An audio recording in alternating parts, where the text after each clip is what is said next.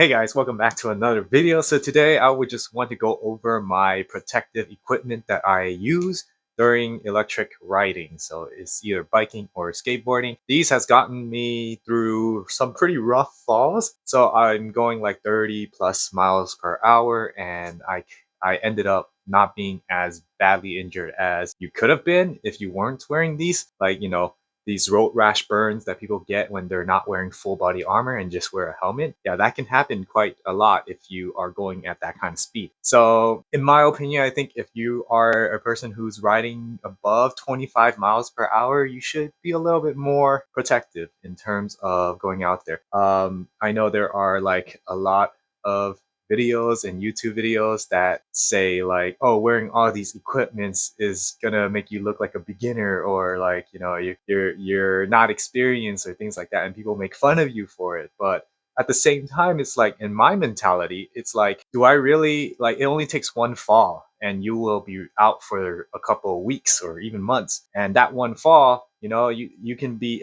as experienced as the next guy or as inexperienced as the other guy, but that just one fall is going to end the same way. So if you have as many protective equipments, obviously try to prevent falls in the first place.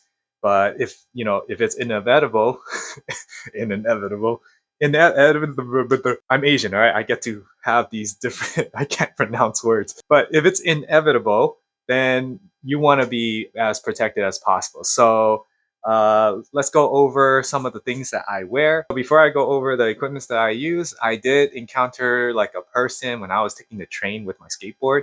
He was saying like, aren't you wearing a little bit too much? And like for you should be doing something more dangerous than just riding a skateboard. And I'm like, bro, do you even skate? Because going 30 miles per hour, whether you're on a motorcycle or an e-skateboard, you're gonna get hurt. But yeah, let's go over what I am wearing underneath. So I have, most famously, you've seen my full body armor, but what you guys have not seen is what goes underneath those armor. So let's go from bottom to top and I'll show you what I use. So starting from the lowest part of my body is the footwork. I wear boots because it protects me when I hit something with the toe. It protected my toe when I fell for my first fall for my 30 miles per hour. It hit the top of the foot. My foot did get a little bruised up, but it wasn't really anything serious because it left a little skid mark over here. Luckily, I was wearing this, otherwise, it would have been bad. And because boots normally have better traction in terms of grip, so you are able to stay on your board a little bit better, even if your grip take isn't that good. And also, I like to wrap around reflective things so that people can see you on the street. So yeah, a good pair of boots would be good. That it can flex a little. I mean, like normally, if you are riding a motorcycle, you will wear motorcycle boots where there's no ankle flexes. But because I work at a gym, I need to move around and flex my ankles here and there. So I can't wear those kinds of motorcycle boots. So I just go for the next best thing. This is pretty flexible. So it's not going to protect your ankles if you do, twist it, but it will protect the majority of your skin and your toe as well. So yeah, that's the first thing. And then as we go up the shins, I have shin guards. So I wear this right underneath my socks. So my socks are pretty long. It goes up to the knee, but underneath that, I wear a shin guard. So this is like hexagon kind of padding on the front so that if you ever do collide with your shins, at least you get some sort of protection underneath the body armor that you will be wearing. Next thing is going to be knee guard as well. So you put these two together, you got full protection from your leg, from the knees to your shins, and your foot as well. So going a little bit higher where your hips are, I have hip padding. So this is basically padding shorts and things. So you have like a tailbone protection down here and the low back protection here, and from your hips you're gonna have protection there as well as your thighs, because when I fell for the first time I had scraped my thighs. Luckily I had protection, so all of that damage was there and I did not get any scratched. I didn't get scratched up. But if I did not have protection there, I would have road burn or road rash on my thighs. But yeah, these will help with the impact as well as taking some of the scuff marks out of the way. And yeah, most of the items that you see here you can buy on Amazon. Just type up whatever the the name of the things and you'll probably be able to find it. It's really easy to find these things. So that would be the lower body for underwear. And now we go into the pants for what I'm wearing right underneath. So it will be this pretty famous that you could find on Amazon, where it's like kind of pads on these pads basically is like plastic. So when you do fall, you will slide and it will just scrape this instead of like, falling and hitting the floor and kind of not letting you slide. You would want to slide so that most of it is gonna basically transition the force like horizontally instead of through you. So that's why you want like some padding that can allow you to slide when you do go flying. And that's why I wear these pants right over my other pads. So the pads are for the impact and the plastic that goes over it is for sliding. So that's gonna be on my thighs, hips over here, and then my butt too. And yeah, and then this comes with a knee protector as well. I took off the plastic part of the knee protection for the pads. Why I do that? Because I wear the shin and knee protection over that pants. So if I left the knee pads on this, it would basically interfere with this kind of armor, which I didn't like. So I just took it off. I just kind of like undid the sewing stuff and left the pads on the knee pad here. And I just took out that plastic part out and then I replaced it with this that I strap on. You could find more expensive version, but I find that this is fine for my use. I do have more expensive version, but I'm gonna run this down before I wear the more expensive version. So now we go up to the upper body. So I have a padded shirt over here that basically you could have pads on the elbow and the shoulder like this. It looks like this. And you also have padding in the chest and rib area. So if you ever do fall in those areas, at least you are able to withstand some of the force with this. So if I ever feel lazy and I don't feel like putting on my sleeves, like this would be the elbow pad sleeves that I put on underneath my shirt. This would be the forearm sleeve. So I'll have these two together and basically they work pretty well.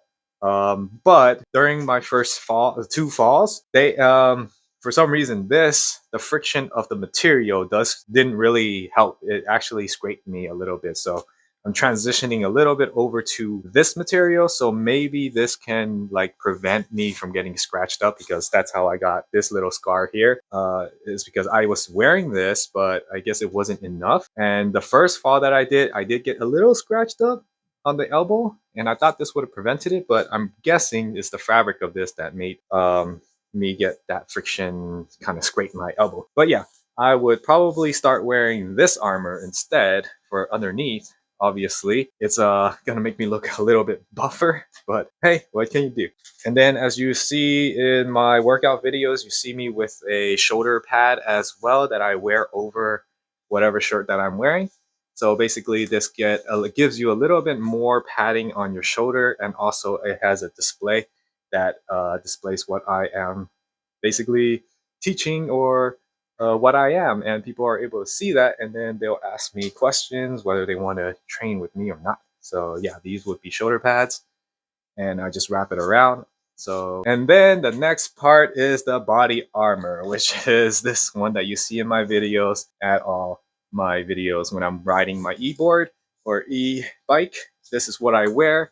Now, see, the main thing that you want to be like, for me, I think one of the main things to avoid accidents is being seen. So it may be a little much to wear all of these things, but at the same time, it allows people to see you on the road, because if they don't see you, they're going to hit you. And if you wear something as obnoxious as this armor, people will notice you and they will, pay attention. I also added reflective tape on the back with the reflection of the words. Luckily, Acetec provided these words that do reflect, so I put it on my armor instead of underneath the board. So yeah, and then I have red reflective tapes as well. So I'm being very safe, making sure cars will see me, and this also looks pretty cool as well. And it goes well with the helmet, which I will describe later. But for now, this is the body armor. But before I go a little bit, that was the body armor. What I want to also share is the belt. So I also wear a workout belt too, just to protect your lower back a little bit more, and also engages your core. So that way, when you do fall, you're not sucking in your stomach and you are able to absorb some impact, and you are engaging your core as you fall and land instead of using your lower back. So this would be it. And I would like to Also, like put bags, like I just attach bags on here, so like it's very convenient for me because my pants do not have pockets, and attaching bags is probably a lot better than having pockets anyways, because I could put more stuff in it and not look too silly.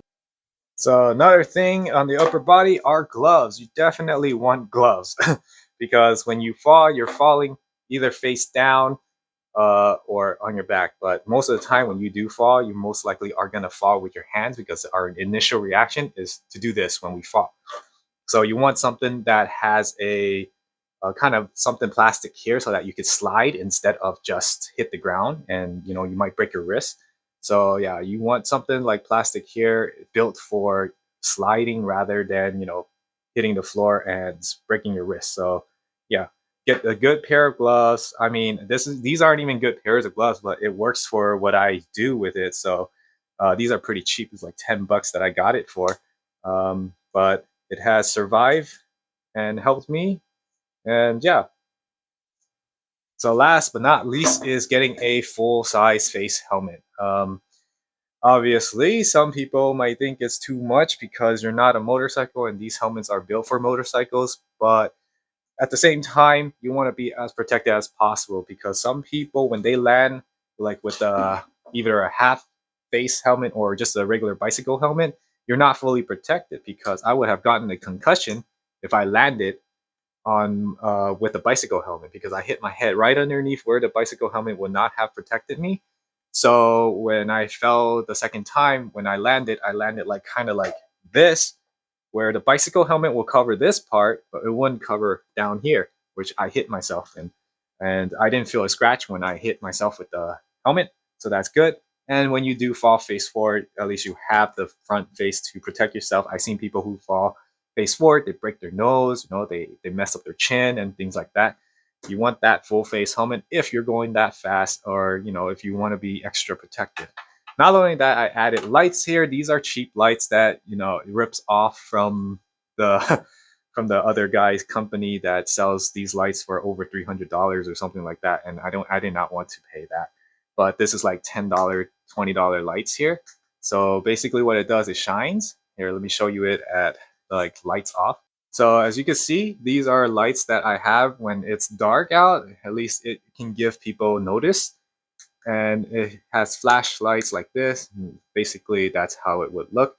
Let people see where you are, and then I attached a reflector right behind my head as well, like a bike reflector, and I just put tape on it, and it works pretty well. So yeah, you want to be seen. Remember that on the road, and then I also have a Bluetooth speaker in my helmet, so if I were to go riding, at least I can have some music. So as far as accessory goes, you want to have a flashlight if you're going riding at night, because if you do have like flashlight on your skateboard, I don't know if that's good enough. You want something that is powerful enough to kind of light up the road. In my experience, this is not enough. I need maybe a second one. And what I do with it, I put it on my belt, and so I'm not holding it because I want my hands to be free. And one of them is going to be holding the remote. This is going to be attached to my belt here. And then if I had a second one, that would be better because I will have two lights shining. I'm thinking of getting an extra one because this is really good. This is really powerful light.